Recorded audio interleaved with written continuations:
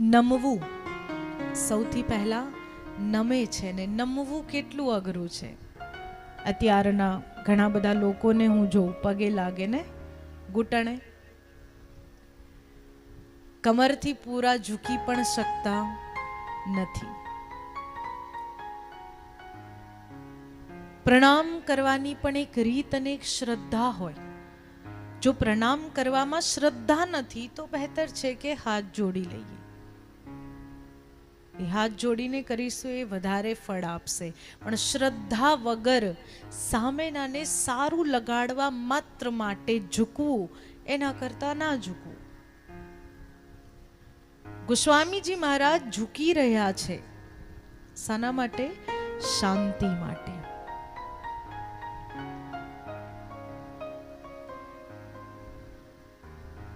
મનની શાંતિ, અને એ મનની શાંતિ દ્વારા જ આ શરીર અને આપણા આસપાસનું વાતાવરણ શાંત રહી શકે.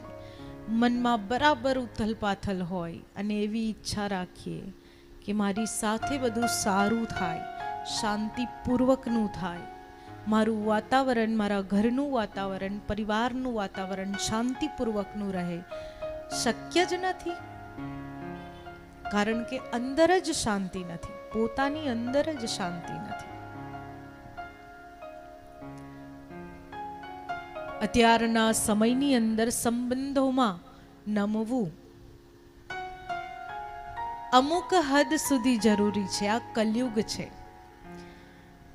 તુલસીદાસજી મહારાજે જ્યારે શ્રી રામચરિત્ર માનસની રચના કરી ત્યારે પણ કલયુગ હતો, પણ કલયુગની શરૂઆત હતી. એ એવો સમય હતો કે જે સમય લોકો હજી એટલી હદ સુધી, જો કે હજી પણ કલયુગનું તો પ્રથમ ચરણ હવે શરૂ થાય છે, એટલે એટલી હદ સુધી કલયુગ હજી આવ્યો નથી.